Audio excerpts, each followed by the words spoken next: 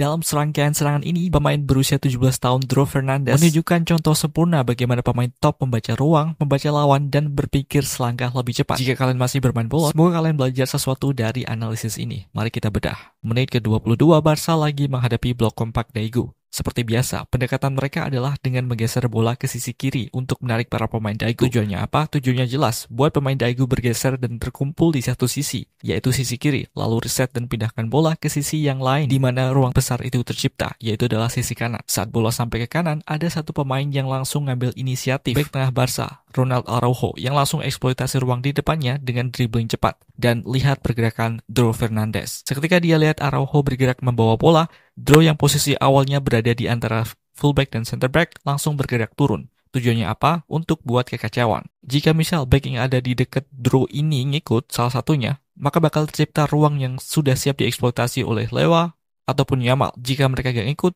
Dro bisa terima bola dengan ruang di antara lini. Bek tengah Daegu ini hampir terpancing maju, tapi dia nggak jadi maju. Dro pun akhirnya punya ruang untuk menerima bola. Dro di sini juga memposisikan dirinya di antara dua pemain Daegu. Ini bukan hanya bikin dia bisa dapat bola lewat celah di sini, tapi secara tidak langsung posisi Dro di sini juga mempin atau menarik dua gelandang Daegu ini. Yang artinya ini ngebuat Yamal bisa terima bola dengan ruang yang lebih di area sisi.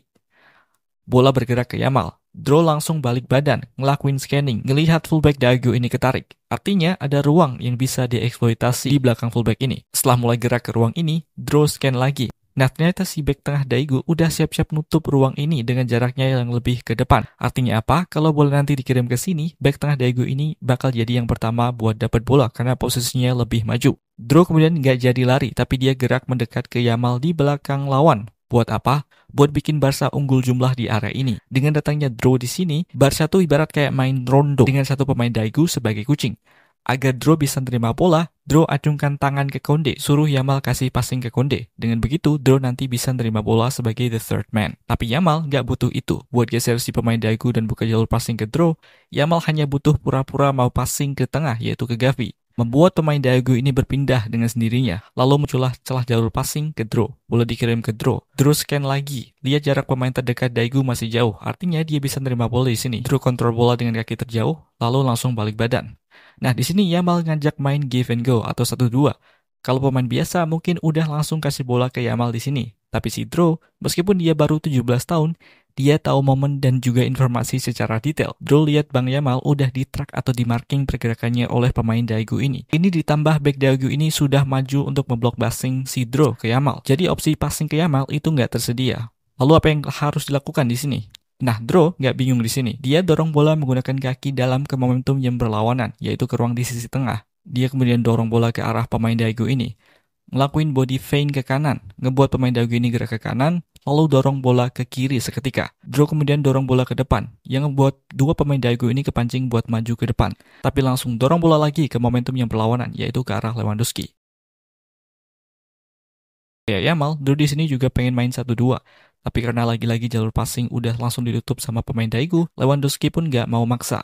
Lewa kemudian pindahkan bola ke Yamal yang udah kosong di sisi kanan. Pas bola ada di Yamal, Rafinha scan beberapa kali. Lihat posisi Dro yang dikawal ketat, ruang di tiang jauh, dan juga lihat Yamal yang punya banyak ruang untuk melakukan crossing. Seketika Yamal dorong bola ke belakang untuk cari angle crossing, Rafinha langsung sprint ke ruang itu, dan hampir aja tercipta gol. Beginilah cara pemain yang bermain di level tertinggi bermain.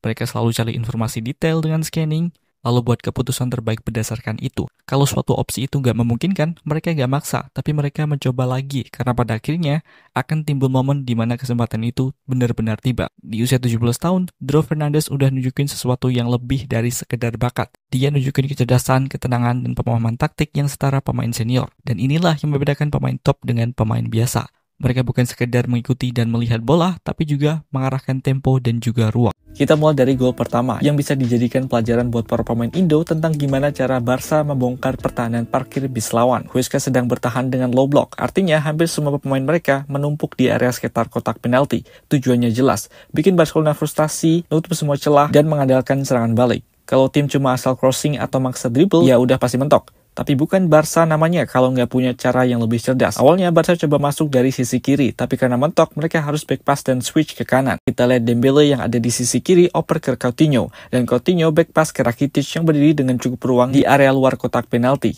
Back pass ini bukan sebarang back pass, karena justru disinilah letak jebakannya. Ketika bola ke Rakitic, pemain Huesca nggak bisa diem aja.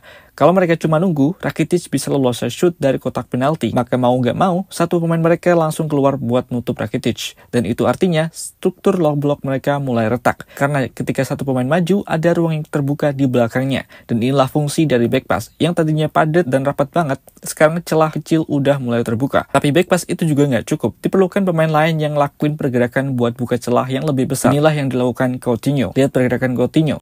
Begitu dia lepas bola ke Rakitic, dia langsung spin ke sisi kanan. Bukan buat minta bola langsung, tapi buat jadi opsi sekaligus narik perhatian pemain bertahan Huesca. Pemain yang tadi ngejaga Coutinho awalnya mikir dia nggak bahaya, tapi begitu dia lari masuk ke kotak penalti ke sisi kanan, back Huesca ini harus cepat bereaksi. Mereka harus nutup Coutinho supaya dia nggak dapat bola bebas di ruang di sisi kanan. Dan apa akibatnya? Pemain Huesca kedua terpancing buat ngikutin Coutinho.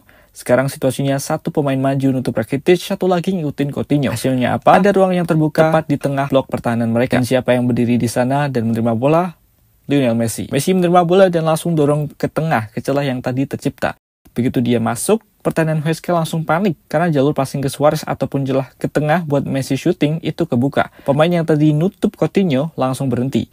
Fullback yang di depan Messi langsung buru-buru nutup jalur. Saat para pemain Huesca mulai bergerak panik menutup ruang, Messi nggak ikut panik. Justru dia tenang dan tahu persis apa yang harus dia lakukan. Kalau pemain lain, mungkin mereka akan kasih umpan ke Suarez. Karena dia kelihatan banget itu adalah opsi yang paling logis, paling terbuka dan paling aman. Tapi Messi, dia bukan pemain biasa. Messi manfaatin kepanikan lawan ini dan kibulin mereka. Dia pura-pura akan kasih umpan ke Suarez. Dia ayunkan kakinya, gerakan tubuhnya seolah-olah dia siap passing. Pemain bertahan lawan tentu bakal tambah panik. Mereka semua bergerak ke arah Suarez. Tapi ternyata Messi cuma nipu. Alih-alih ngoper, dia malah dorong bola ke ruang kosong di sisi kanan yang tadi ditinggalkan fullback. Jadi saat semua mata dan gerakan lawan fokus ke tengah untuk nutup, Messi langsung pindah arah ke kanan. Dan hasilnya, gol pun tercipta. Ini bukan hanya soal Messi yang hebat, tapi soal bagaimana sistem dan individu bekerja sama buat menghancurkan struktur low block. Ada 3 pelajaran taktis penting dari proses ini. Pertama, pergerakan tanpa bola yang punya tujuan. Pergerakan Coutinho setelah passing itu bukan sekedar lari kosong, tapi lari yang bisa narik back, buka ruang, dan bikin lawan bingung. Kalau kamu pemain muda, belajar untuk gak statis setelah ngoper, karena gerakan kecil bisa menciptakan dampak besar. 2.